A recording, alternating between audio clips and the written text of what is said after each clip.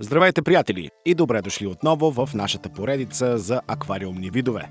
Днес ще си поговорим за един от най-полезните и симпатични обитатели, без когото нито един аквариум не е пълен – анцитрусът. Известен още като сомче прилеп и рибка чистач. Освен, че е изключително ефективен в почистването на водорасли, той е миролюбив, лесен за отглеждане и добавя характер в подводния свят. История и произход. Анцитрусът произхожда от реките на Южна Америка, предимно Амазонка, Ориноко и техните притоци. Обитава спокойни, сенчести води с корени, камъни и растителност, където намира убежище и храна. Първите екземпляри са описани през 19 век, а днес анцитрусът е неизменна част от всеки сладководен аквариум в света. Външни белези. Анцитрусът има удължено, леко сплескано тяло, достигащо 10-15 см при възрастните, а теглото му обикновено е 20-30 грама. Отличителна черта е широката уста с вендузна форма, чрез която се прикрепя към стъклата и декорациите, за да почиства водорасли.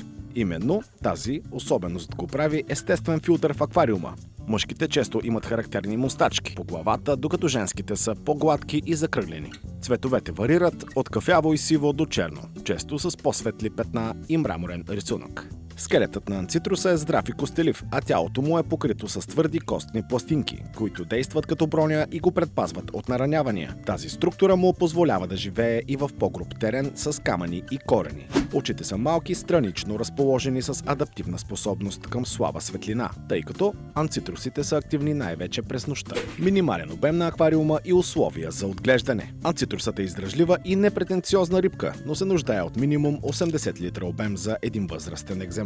Температурата на водата трябва да е между 23 и 28 градуса, pH-то между 6,5 и 7,5, а твърдостта между 5 и 15. За да му осигурите най-добра среда, посетете zoomagazinche.bg, където ще намерите аквариуми, корени, укрития, филтри и нагреватели, създадени специално за видове като анцитруса. Водата трябва да бъде чиста и добре аерирана, с ниски нива на нитрати под 25 мг на литър и нулеви стойности на амоняк и нитрити. Съвместимост с други риби. Анцитрусът е изключително миролюбив, което го прави подходящ съсед на почти всички аквариумни риби – гупи, тетри, скаларии, дискуси, молинезии и други мирни видове. Избягвайте да го съчетавате с агресивни цихлиди, които могат да го нападнат. Хранене. Въпреки че често се смята, че анцитрусите се хранят само с водорасли, те имат нужда и от допълнително хранене. Обичат таблетки за дънни риби, спирулина, резенчета краставица, тиквичка и парче маруля. На zoomagazinche.bg ще намерите балансирани гранули и таблетки с растителни добавки, специално създадени за сомчета.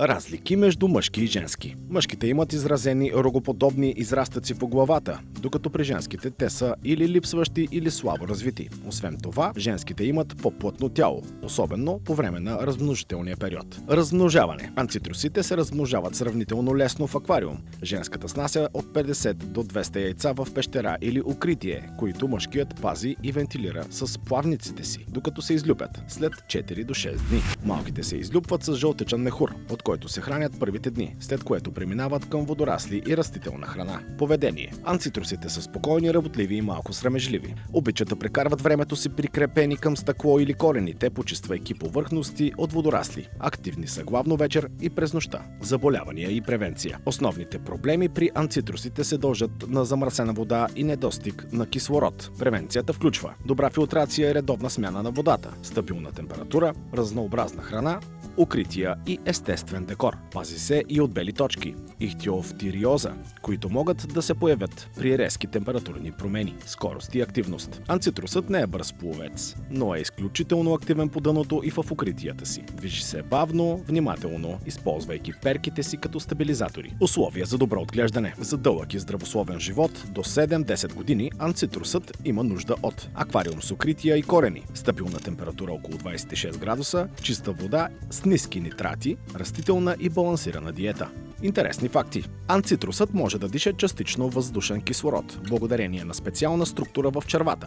Мъжкият поема грижата за яйцата и малките, рядкост сред рибите. Има над 70 разновидности на анцитруси в природата и развъдните линии. Смятане за естествен санитар на аквариума, който поддържа чистотата без усилие.